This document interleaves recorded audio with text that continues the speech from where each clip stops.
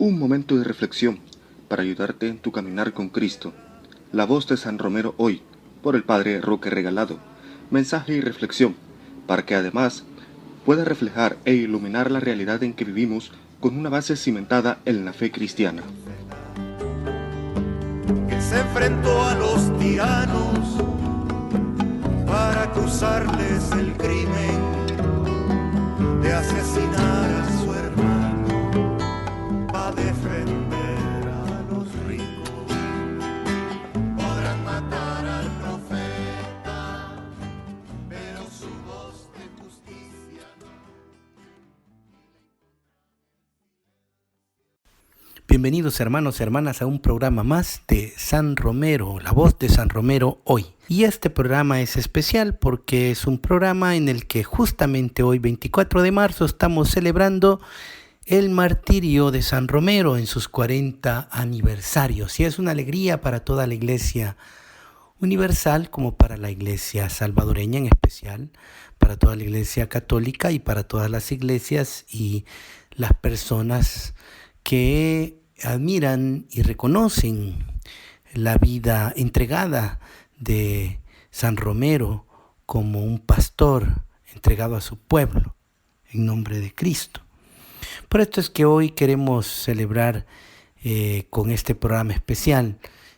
No vamos a comentar la homilía del domingo que se nos avecina, sino más bien la última homilía en día domingo de San Romero, el 23 de marzo de 1980. También estamos en una situación muy especial, pues de acuerdo a las indicaciones del gobierno central, pues estamos en una situación de cuarentena a nivel nacional para evitar esta plaga del virus del COVID-19. Entonces todos nosotros, sin embargo, a través de las redes sociales y a través de los medios de comunicación católicos, estamos llevando la palabra del Señor y la palabra de San Romero a todos ustedes para conmemorar esta fecha tan especial y para pedir a San Romero que interceda por nosotros. Pasamos pues ahora a escuchar la voz de San Romero.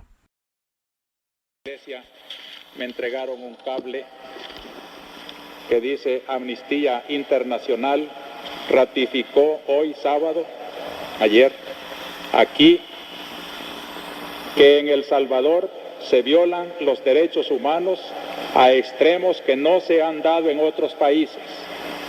Así lo aseguró en entrevista de prensa en esta capital, en Managua, Patricio Fuentes, vocero del proyecto de acción especial para Centroamérica de la sección de Amnistía en Suecia. Fuentes aseguró que durante 2 semanas de investigaciones que llevó a cabo en El Salvador, pudo comprobar la ocurrencia de 83 asesinatos políticos entre el 10 y el 14 de marzo. Señaló que Amnistía Internacional recientemente condenó al gobierno de El Salvador responsabilizándolo de 600 asesinatos políticos. El gobierno salvadoreño en su oportunidad se defendió de los cargos, argumentando que Amnistía había condenado basándose en suposiciones. Ahora hemos comprobado que en El Salvador se violan los derechos humanos a un límite peor que la represión que se dio en Chile tras el golpe de Estado, dijo Fuentes. El gobierno salvadoreño también dijo que los 600 muertos eran producto de enfrentamientos armados entre tropas del ejército y guerrilleros. Fuentes dijo que durante su permanencia en El Salvador pudo ver que antes y después de los asesinatos hubo torturas en contra de las víctimas. El vocero de Amnistía dijo que los cadáveres de las víctimas como característica aparecen con los dedos pulgares amarrados a la espalda. También aplicaron a los cadáveres líquidos corrosivos para evitar la identificación de las víctimas por parte de los familiares, para obstaculizar denuncias de tipo internacional, agregó.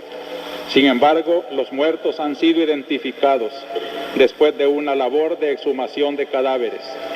Fuentes dijo que la represión del ejército salvadoreño tiene por fin desmantelar la organización popular mediante el asesinato de dirigentes, tanto en la ciudad como en el campo.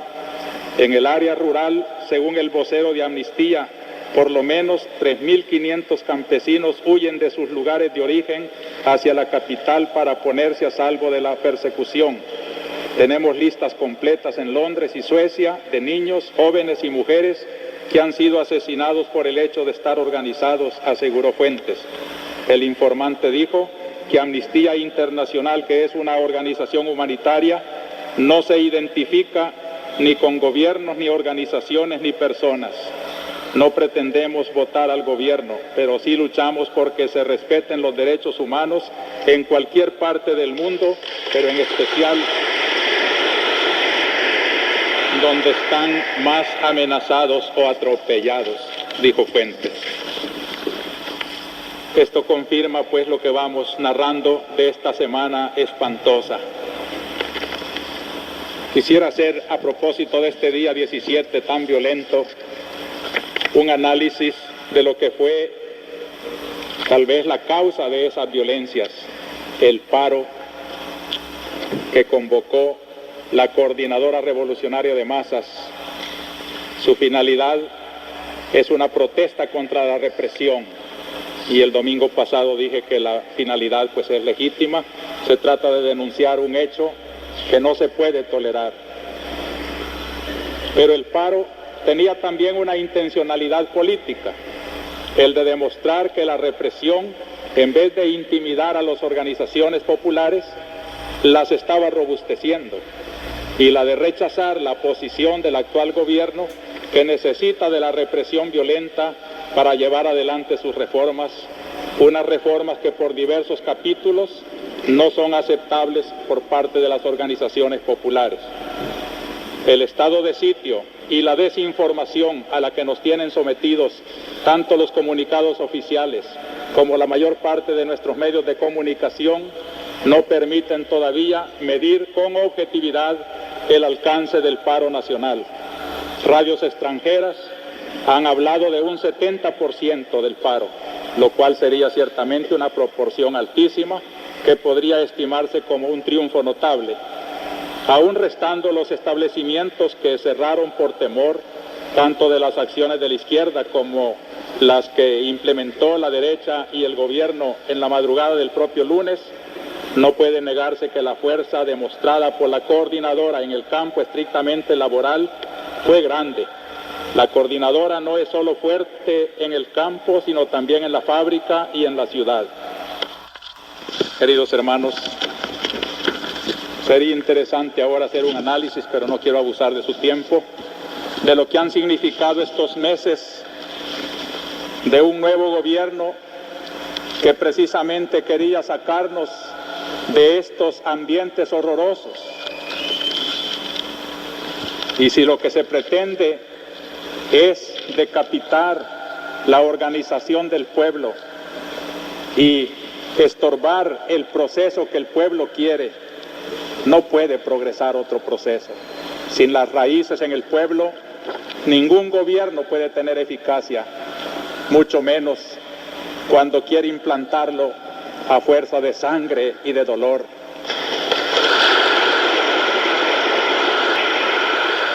Yo quisiera hacer un llamamiento de manera especial a los hombres del ejército y en concreto a las bases de la Guardia Nacional, de la policía, de los cuarteles. Hermanos, son de nuestro mismo pueblo, matan a sus mismos hermanos campesinos. Y ante una orden de matar que dé un hombre, debe de prevalecer la ley de Dios que dice no matar.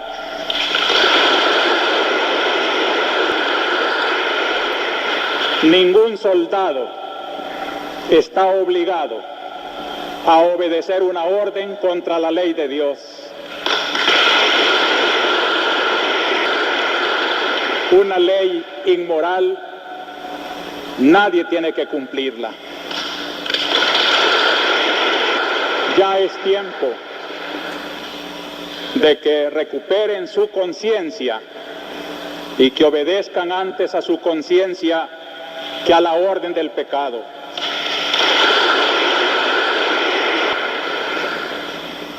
La Iglesia, defensora de los derechos de Dios, de la ley de Dios, de la dignidad humana, de la persona, no puede quedarse callada ante tanta abominación. Queremos que el gobierno tome en serio que de nada sirven las reformas si van teñidas con tanta sangre.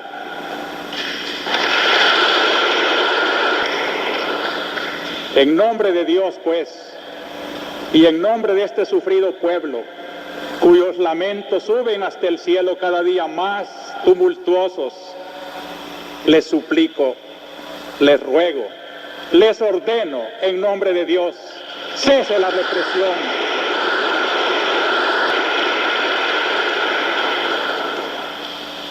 La Iglesia predica su liberación tal como la hemos estudiado hoy en la Sagrada Biblia.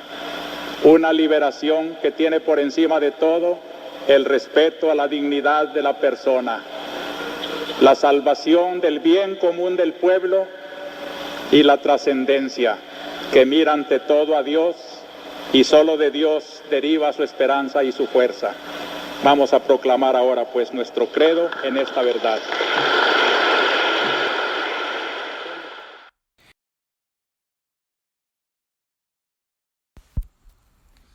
Bien, hermanos, hemos escuchado la homilía de San Romero. ¿Qué podemos decir de esta homilía? Bueno, de esta fracción de la homilía, que es casi el final de esa homilía.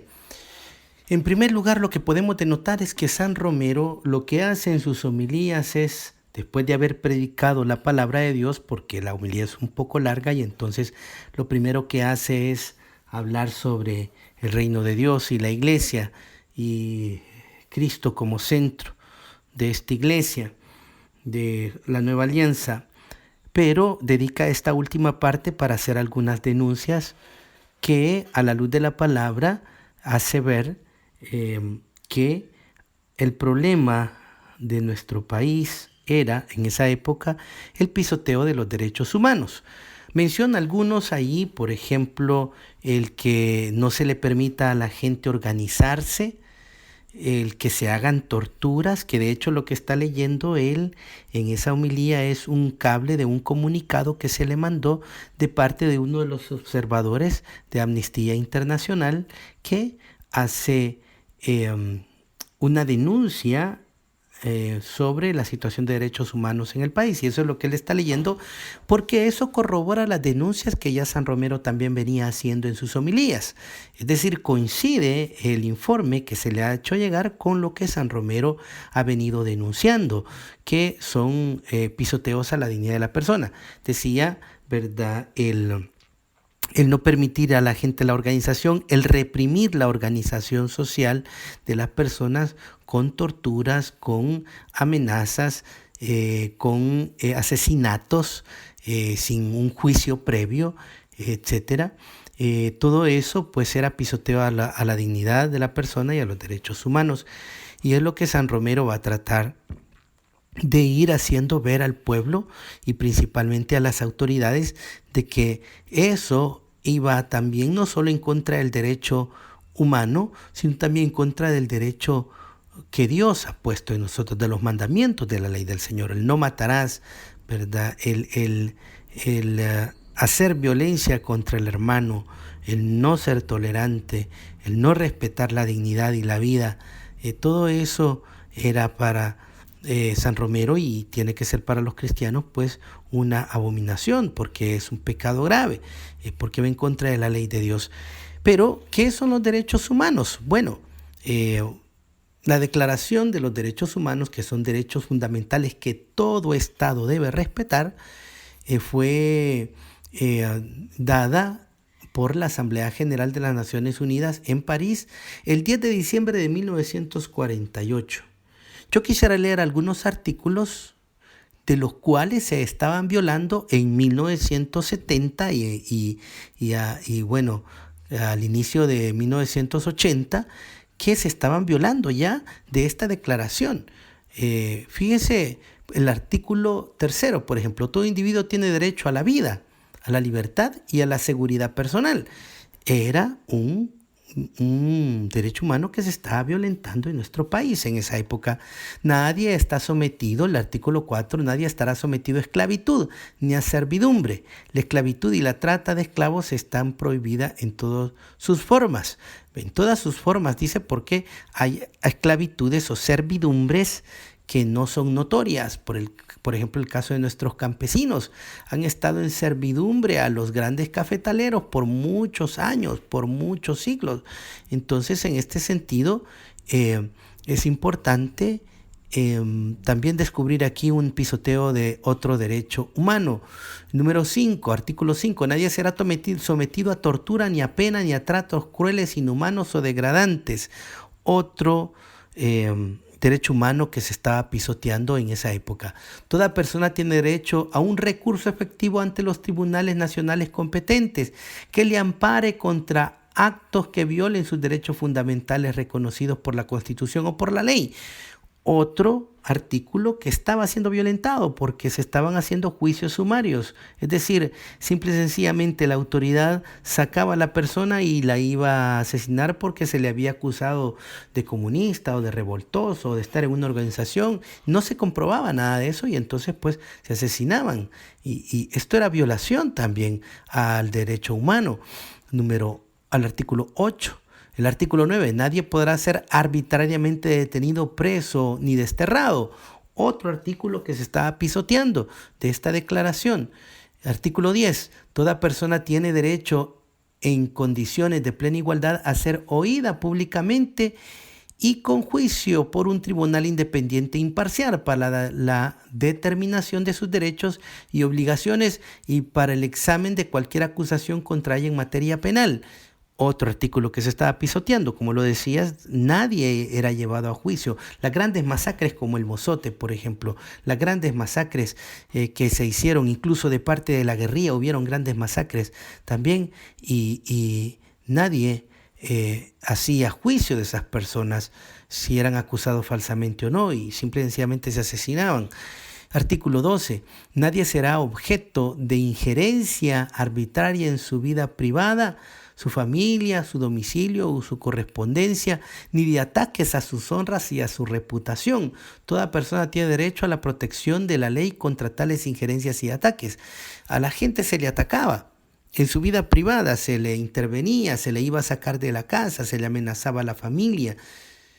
Es decir, se le calumniaba a través de los periódicos. Monseñor Romero fue parte de esas personas que fueron atacadas en su honra y en su reputación a través de los medios, de los periódicos de mayor circulación en el país, que todavía circulan y que no han pedido perdón a San Romero y hoy lo sacan como santo en sus portadas, pero cómo también lo denigraron. Sería bueno que estos periódicos que aún siguen circulando y que ahora pues lo sacan en primera plana deberían de pedir perdón porque ellos mismos lo calumniaron. Ellos mismos rompieron y pisotearon este artículo número 12 de la Declaración de Derechos Humanos, el artículo 18. Toda persona tiene derecho a la libertad de pensamiento, de conciencia y de religión. Este derecho incluye la libertad de cambiar de religión o de creencia, así como la libertad de manifestar su religión y su creencia individual y colectiva, tanto en público como en privado, por la enseñanza, la práctica, el culto y la observancia. Nadie podía ser también, por ser católico en esa época, eran perseguidos, porque para las autoridades de esa época ser católico era ser guerrillero, era ser comunista, precisamente por las mismas calumnias que los medios de comunicación levantaban sobre la Iglesia Católica, porque la Iglesia Católica trataba de promover estos derechos humanos y defender estos derechos humanos, que era lo que Monseñor Romero también hacía. Artículo 19. Todo individuo tiene derecho a la libertad de opinión y de expresión. Este derecho incluye el de no ser molestado a causa de su opinión, el de investigar y recibir informaciones y opiniones y el de difundirlas sin limitación de fronteras por cualquier medio de expresión. Es decir, toda persona tiene derecho a tener su ideología política. Nadie puede ser molestado por eso en sus opiniones, y mucho menos ser capturado y ser enjuiciado o ser asesinado, torturado por pensar diferente o por decir la verdad de lo que está pasando en un país, o la verdad sobre lo que un Estado está cometiendo sobre la población, o la verdad sobre organizaciones criminales o organizaciones paramilitares, o de organizaciones incluso de guerrillas, ¿verdad? Si esta persona tiene una verdad que debe decir, puede opinar sobre ello y puede expresar sobre ello, pues esto se estaba rompiendo también en El Salvador. Artículo 20. Toda persona tiene derecho a la libertad de reunión y de asociación pacífica. Nadie podrá ser obligado a pertenecer a una asociación. Y aquí se rompía por los dos bandos. Primero, porque a muchos en la guerrilla les obligaba a meterse a los sindicatos cuando la gente no quería estar en sindicatos que eran de tendencia comunista muchas veces, y no solo porque fueran de tendencia comunista, sino que porque muchas veces ya eran brazos armados de la izquierda y la gente no quería meterse en eso, ¿verdad? Pero la obligaban. Y por el otro lado, el Estado estaba persiguiendo a aquellos que querían reunirse pacíficamente en asociaciones pacíficas, que pedían pacíficamente sus derechos, como las cooperativas, las organizaciones campesinas, las federaciones de campesinos, los sindicatos de trabajadores, que no eran de brazo armado, sino que trataban de buscar pacíficamente sus reivindicaciones. Por dos bandos se estaba rompiendo este artículo 20. Artículo 21. Toda persona tiene derecho a participar en el gobierno de su país, directa o por medio de representantes libremente escogidos. Se estaba rompiendo porque se imponía a los presidentes y a los diputados a través de fraudes. Toda persona tiene derecho de acceso en condición de igualdad a las funciones públicas de su país. No se le permitía a las personas de ideología diferente optar por un cargo público, o a personas que pertenecían a organizaciones que defendían derechos humanos, no se les permitía. Es decir, estos artículos que he leído se estaban violentando en nuestro país.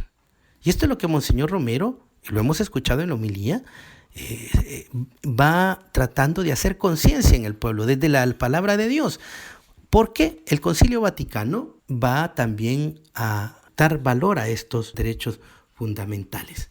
Muy bien, en esta última parte del programa quiero comentar lo que nos dice la Gaudium et Spes en el número 29, que es un documento del Concilio Vaticano II, donde se reconocen los derechos fundamentales de cada persona, y luego lo que la Comisión Interamericana de Derechos Humanos da como recomendaciones a nuestro país. Recordemos que ellos nos visitaron del 2 al 4 de diciembre del 2019. Nos visitaron para ver en el terreno cómo se está dando el cumplimiento de los derechos humanos. Y bueno, hicieron algunas recomendaciones en 4 áreas de nuestro país. Pero, ¿qué es lo que nos dice el Concilio Vaticano II? En primer lugar, nos dice la igualdad fundamental entre todos los hombres. Existe un reconocimiento cada vez mayor, porque todos ellos, dotados de alma racional y creados a imagen de Dios, tienen la misma naturaleza y el mismo origen, y porque redimidos por Cristo disfrutan de la misma vocación y de idéntico destino. Es evidente que no todos los hombres son iguales en lo que toca a capacidad física o cualidades intelectuales y morales. Sin embargo, toda forma de discriminación en los derechos fundamentales de las personas, ya sea social, cultural, por motivos de sexo, raza, color, condición social, lengua o religión, debe ser vencida y eliminada por ser contraria al plan divino. Esto es importante. Aquí esta idea es clara de cómo Monseñor Romero entendía su misión como pastor. Cómo Monseñor Romero, por eso, a través de las homilías, a través de sus discursos, a través de sus cartas pastorales, pedía al Estado, ¿verdad?, que cesara toda represión, que cesara todo pisoteo de estos derechos fundamentales. ¿Por qué? Bueno, porque dice el concilio que toda esta situación de discriminación y de pisoteo de derechos humanos es contrario al plan divino. Y continúa, en verdad es lamentable que los derechos fundamentales de las personas no estén todavía protegidos en la forma de vida por todas partes. Es lo que sucede cuando se niega a la mujer el derecho a la vida o a tener acceso a una mejor educación o una cultura de iguales. Más aún, aunque existen desigualdades justas entre los hombres, sin embargo, la igual dignidad de las personas exige que se llegue a una situación social más humana y más justa. Resulta escandaloso el hecho de las excesivas desigualdades económicas y sociales que se dan entre los miembros y los pueblos de una misma familia humana. Son contrarias a la justicia social, a la equidad y a la dignidad de la persona humana, a la paz social e internacional. Las instituciones humanas privadas y públicas esfuércense por ponerse al servicio de la dignidad y del fin del hombre. Luchen con energía contra cualquier esclavitud social o política y respeten bajo cualquier régimen político los derechos fundamentales del ser humano. Más aún, estas instituciones deben ir respondiendo cada vez más a las realidades espirituales que son las más profundas de todas, aunque es necesario todavía largo plazo de tiempo para llegar al final deseado. Es decir, el concilio invita tanto a las instituciones privadas y públicas a que se esfuercen en cualquier régimen político que estén, deben de apoyar la promoción de los derechos humanos y cuidar la dignidad de la persona. Y dice que son escandalosas las desigualdades económicas y sociales.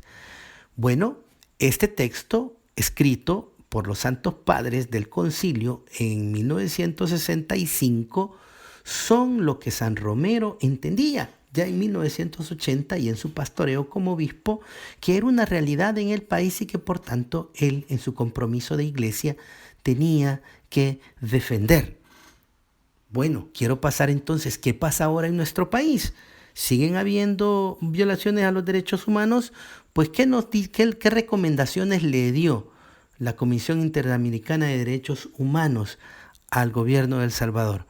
Con respecto a seguridad ciudadana y personas privadas de libertad, no voy a leer todas las recomendaciones, creo que voy a leer las que son como más puntuales e interesantes. Dice que debe publicitar el plan de control territorial e invocar o incorporar instancias de participación de la sociedad civil y difusión de las políticas de seguridad ciudadana, incluyendo el plan de control territorial. Está pidiendo al gobierno, al Estado, que publique el plan de control territorial y que haga participar a la sociedad en esto para ayudar. También fortalecer las capacidades de la policía con el fin de avanzar en la implementación del plan de relevo gradual de las Fuerzas Armadas en tareas de seguridad pública, acorde con los estándares interamericanos de derechos humanos. Importante, porque la Fuerza Armada no está capacitada para hacer tareas de seguridad pública. Es la Policía Nacional Civil y debe de darse el paso. Bien por hoy que estén allí, pero es necesario dar el paso y para eso hay que darle mayor fuerza a la policía, hay que darle mayor presupuesto, hay que darle mayor capacitación, hay que depurar también a la policía. También adoptar las medidas de urgencia necesarias para que cese la utilización de las dependencias policiales como lugares de alojamiento por largos periodos de personas. Es decir, las Bartolinas de la PNC no pueden retenerte más de 72 horas. Sin embargo, hay gente que ha pasado allí años. Con respecto a memoria, verdad y justicia, se pide que hay que crear espacios de escuchas para las víctimas del conflicto armado interno, que le permitan expresar sus necesidades con respecto a las distintas prestaciones estatales en materia de verdad, memoria, justicia, reparación a las graves violaciones de derechos humanos, avanzar en la investigación y la persecución penal de los delitos que consisten en graves violaciones a los derechos humanos perpetrados durante el conflicto armado interno. Aquí está precisamente muchos casos y en especial el caso de San Romero. Aprobar una ley de reconciliación nacional acorde a los estándares interamericanos sobre justicia transicional, en particular con respecto a la responsabilidad de los perpetradores de graves violaciones de los derechos humanos y participación de las víctimas. Esto es un buen acto que hizo el presidente a la hora de vetar la ley que los diputados querían hacer, que era una nueva ley de amnistía, solo que disfrazada. Con respecto a los derechos de la mujer, adoptar las medidas necesarias para fortalecer los sistemas de protección de mujeres, niñas, víctimas de violencia, incluyendo el fortalecimiento del sistema de seguimiento de medidas de protección, así como la creación de una red de albergues de acogida con recursos suficientes para su funcionamiento. Es necesario dar espacio para que las mujeres que son víctimas de violencia se expresen y sean protegidas, reforzar los mecanismos de acceso a la justicia para las mujeres, niñas y adolescentes, incluyendo la clarificación de competencias, fortaleciendo en materia de recursos, capacidad y especialización los tribunales especiales para la vida libre de violencia y discriminación. Es importante tener tribunales especiales fuertes que logren erradicar y que hagan justicia a los casos de violencia contra la mujer, niños y adolescentes. Con respecto a población migrante, aprobar un marco normativo integral sobre desplazamiento forzado. Se está pidiendo que se reconozca el desplazamiento forzado en nuestro país para que se puedan hacer políticas. Hay que hacer un marco normativo en este sentido y adoptar programas integrales y medidas específicas tendientes a garantizar los derechos de la población desplazada internamente en condiciones de seguridad y dignidad duradera y poner a la garantía de estos derechos en los centros de las estrategias de prevención de este fenómeno.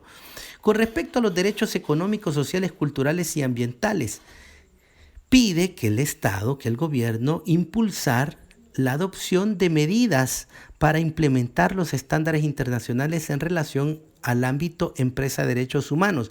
Es decir, hay que crear marcos normativos para poder sancionar a las empresas que violentan derechos humanos. Segundo, reconocer el ordenamiento jurídico interno del derecho humano al agua potable y al saneamiento, propiciar una administración integral y coordinada del recurso como bien público desde un enfoque de derecho y asegurar que los permisos de uso de agua y los convenios con empresas sobre dichos recursos no pongan en riesgo la realización efectiva del derecho humano al agua. Esto es importante, en especial en el caso de Valle El Ángel, ¿verdad? No se puede permitir que los convenios rompan este derecho humano. Y también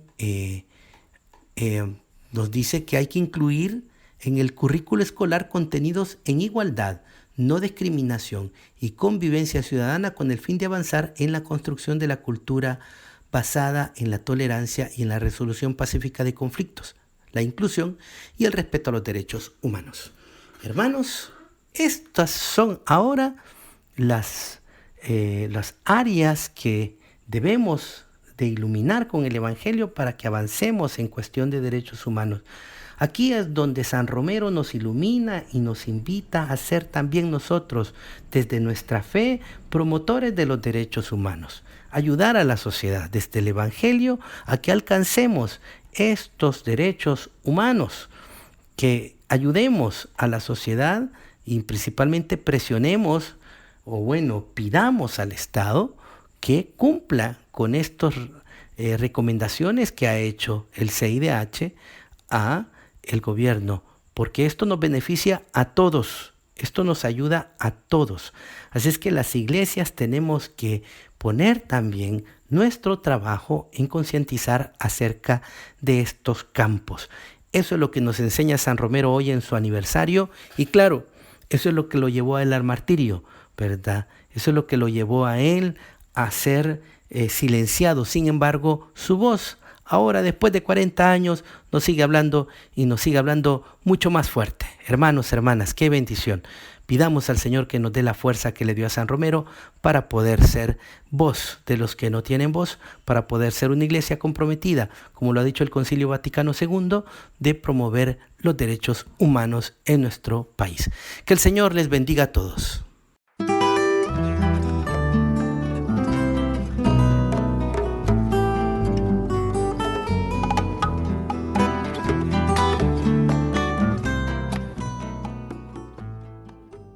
Gracias por haber escuchado este espacio de reflexión. No olvides suscribirte y darle like. Por esta tierra del hambre yo vi pasar a un viajero, humilde, manso